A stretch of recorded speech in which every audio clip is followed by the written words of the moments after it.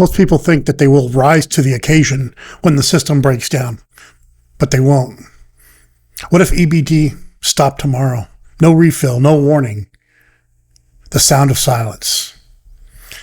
I'm Suburban Prepper, combat medic, veteran, and family nurse practitioner.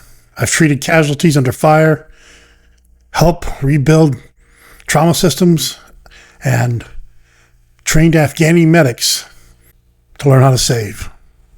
And tonight, we're asking one question that could rewrite how you prep. What happens when the digital food chain collapses? What happens when the digital food chain collapses? By the end of this video, you'll understand exactly how an EBT or SNAP shutdown could unfold, what the first 72 hours of chaos and mayhem would look like, and how to build a realistic, low-cost plan that keeps your family safe, fed, and calm when the system goes dark. Most Americans live 3 days away from an empty food. Most Americans live 3 days away from empty. Almost 42 million people depend on SNAP every month. That's 12% of the population. When benefits pause, it's not just the hungry who suffer. The entire food chain supply is going to break down, go into shock. Truckers stop. Clerks walk off. Nothing's on the shelves.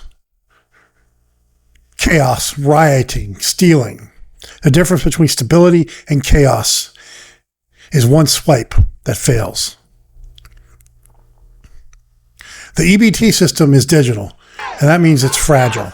One cyber attack, one power failure, one political stalemate, no bill, no funding of the government can jam the entire network.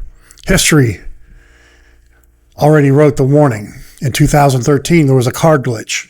Thousands stranded in checkout lines. 2019, processing outage. National panic lasted for hours. The 2020 pandemic. Shelves cleared in a single day. No toilet paper. Human behavior doesn't change. It just repeats itself faster when it's hungry. Truth bomb. 80% of Americans can't cover 1 week of food without outside help. Tourniquets, chest seals, and hemostatic gauze aren't luxury items. They're life support when these emergency services are overwhelmed. Picture your grocery store 24 hours after an outage. The registers are frozen, the carts are abandoned, parking lot full of panic. Now imagine your home stocked, watching chaos from the window instead of living in it. Here's your EBT contingency plan. Step 1, food security, 3 weeks minimum per person. Start simple with rice, beans, peanut butter, canned protein, powdered milk, and vitamins. Step 2, water, 1 gallon per person per day. Store 21 gallons per person or filter that water daily.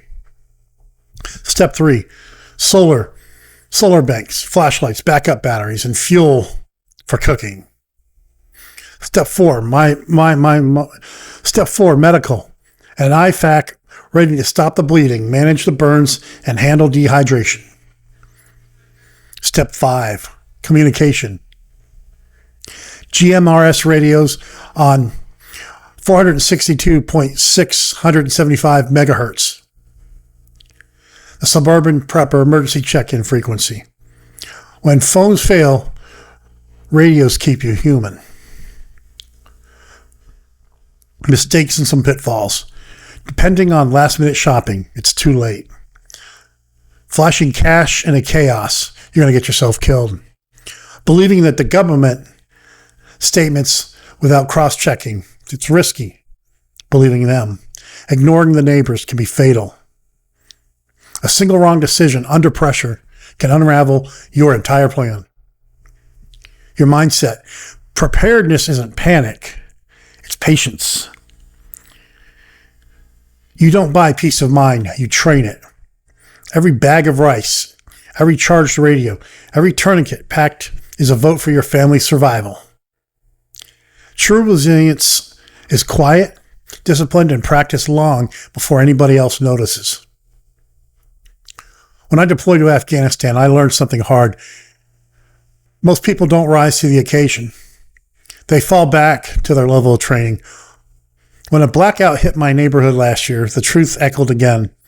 We had food, light, and radios, and solar, while the world outside argued in the dark. So I'll ask you, what moment made you realize how fragile comfort really is? Drop it in the comments. I read every single one. Check out my Suburban Prepper Amazon and eBay storefronts for my full gear list recommendations, radios, med kits, stuff I've tested personally. Then watch my future video coming out soon, the 3-day blackout plan. Next, to turn this scenario into a full neighborhood survival plan. This is survival. This is resilience. This is Suburban Prepper.